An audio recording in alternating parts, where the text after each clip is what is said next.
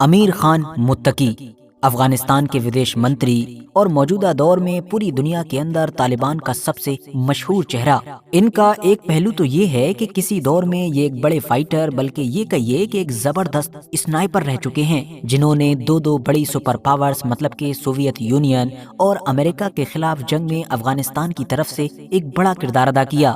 تو وہیں ان کا ایک دوسرا اور بالکل اپوزٹ پہلو یہ بھی ہے کہ یہ پرسنل لائف میں اپنے قریبی لوگوں کے بیچ میں اپنی زبان پشتو کے اندر زبردست شاعری مطلب کہ پوئٹری کے لیے بھی جانے جاتے ہیں۔ اور تو اور ابھی کچھ سال پہلے ہی جب امریکہ اور طالبان کے بیچ دوحہ ٹاک چل رہی تھی تو انہوں نے اس وقت ڈپلومیٹس کی ٹیم کو حیران کیا کہ جب انہوں نے ٹیم کے لیے اپنے ہاتھوں سے مشہور افغانی پلاؤ پکایا۔ میڈیا کے سامنے جب بھی یہ بولتے ہیں تو زیادہ تر لوگ جو ان کو پہلی بار سنتے ہیں ان کے دماغ میں یہی خیال آتا ہے کہ ارے طالبان سے جڑا ہوا بندہ بھی کوئی ایسا بول سکتا ہے، مطلب اتنا میٹھا اور اتنا اسموتھلی، جبکہ دنیا کی راجنیتی میں لمبے وقت سے ایکٹیو رہنے والے لوگ اچھی طرح سے جانتے ہیں کہ اس مٹھاس کے پیچھے کچھ اور ہی چھپا ہوا ہے، کیونکہ سچائی تو یہی ہے کہ امیر خان متقی میڈیا کے سامنے بولنے میں جتنے زیادہ میٹھے نظر آتے ہیں یہ اتنے ہی زیادہ اٹل اور کٹھور ہیں جب بات ٹیبل پر بیٹھنے کی آتی ہے۔ شاید یہی وجہ ہے کہ آپ دیکھیں گے کہ پچھلے 10-15 سال میں طالبان نے جب دنیا کی کسی بڑی طاقت کے ساتھ بات چیت کرنے کی کوشش کی ہے،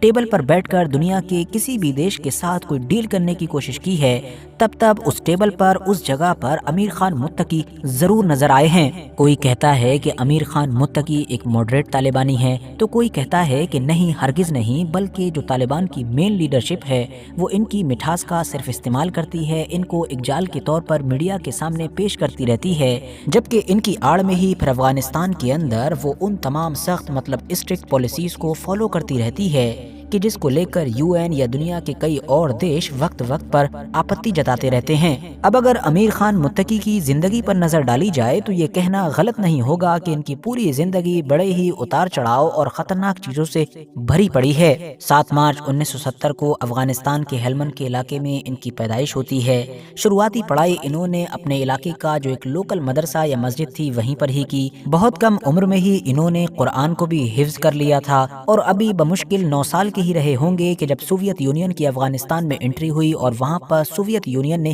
تختہ پلٹ کر دیا۔ حالات بڑی تیزی کے ساتھ خراب ہوئے تو باقی ہزاروں اور لاکھوں افغانیوں کی طرح ان کو بھی اپنی فیملی کے ساتھ پاکستان کی طرف بھاگنا پڑا۔ پاکستان میں یہ جہاں پر پہنچے اس علاقے میں ہی ایک مدرسہ جو دراصل افغان ریفیوجیز کے ہی لیے تھا، وہاں پر انہوں نے دینی تعلیم حاصل کی اور ساتھ ہی ساتھ کچھ اپنے پشتو کلچر سے جڑی ہوئی بھی تعلیم حاصل کی تھی۔ ابھی یہ صحیح سے جوان بھی نہیں ہوئے تھے کہ 1980 کے آس پاس میں ہی انہوں نے افغانستان میں ان مجاہدین کو جوائن کر لیا کہ جو اس دور میں سوویت یونین کے خلاف جنگ کر رہے تھے، اور اس کے بعد لگاتار اس جنگ میں پوری طریقے سے ایکٹیو رول نبھایا۔ لیکن جیسا کہ ہم جانتے ہیں کہ کچھ سالوں کے بعد ہی پھر سوویت یونین کو نہ صرف افغانستان سے بھاگنا پڑا تھا بلکہ وہ اس دنیا سے ہی ختم ہو گیا تھا۔ 1994 میں جب طالبان قندھار کا کنٹرول حاصل کرنے میں کامیاب رہا تو یہاں سے امیر خان متقی کی زندگی میں ایک بڑا موڑ آیا۔ طالبان کی طرف سے ان کو ریڈیو اسٹیشن کا ڈائریکٹر بنایا گیا اور ہائی کونسل میں بھی ان کی جگہ پکی کر دی گئی۔ اس کے بعد 1996 میں جب طالبان کابل کا کنٹرول لینے میں بھی کامیاب رہا تو ان کو طالبان کا پروکتا بنایا گیا اور ساتھ ہی ساتھ وہ کارواہک منتری بھی بنے۔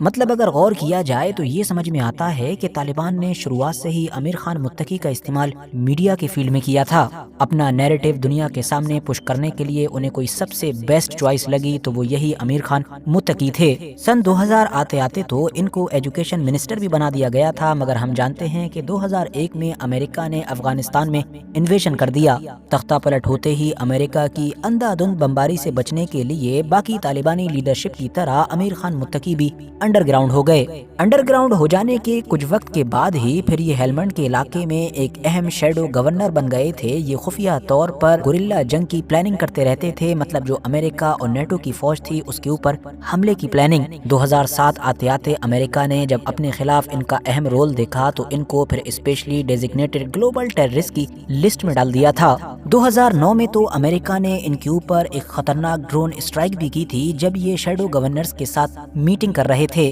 لیکن کسی طرح سے یہ وہاں سے جان بچا کر نکلنے میں कामयाब रहे थे। धीरे धीरे वक्त गुजरा तो अमेरिका को भी ये रियलाइज होने लगा कि अफगानिस्तान में आना उसकी एक बड़ी गलती थी। इसीलिए अब उसने तालिबान से बातचीत करने का फैसला किया ताकि सलामती के साथ यहाँ से निकला जा सके। तालिबान और अमेरिका के बीच कतर के अंदर वो लंबी बातचीत शुरू हुई कि जिसको हम लोग दोहा टॉक के नाम से जानते हैं। अमेरिका के साथ होने वाली उस डील में भी जो अमीर खान मुत्तकी थे वो तालिबान की तरफ से एक बड़ा चेहरा थे। अमेरिका से समझौता हो जाने के बाद 2021 में जब तालिबान की दोबारा से अफगानिस्तान में हुकूमत कायम हुई तो अमीर खान मुत्तकी को पहले तो टेम्परेरी और बाद में परमानेंट फॉरेन मिनिस्टर चुन लिया गया। और तब से लेकर अब तक लगातार ये देखा जा रहा है कि अमीर खान मुत्तकी की ये कोशिश है कि किसी तरीके से तालिबान की इमेज को दुनिया में बदला जाए, उनके ऊपर जो अलग अलग तरह के सैंक्शंस हैं उनको कम या ख़त्म करवाया जाए, और सबसे बड़ी और सबसे अहम चीज़ ये कि दुनिया के ज़्यादा से ज़्यादा देशों की तरफ से मान्यता हासिल की जा सके। रशिया, चाइना और इंडिया जैसे कुछ ऐसे पड़ोसी देश मौजूद हैं भी कि जिनके बारे में कहा जा सकता है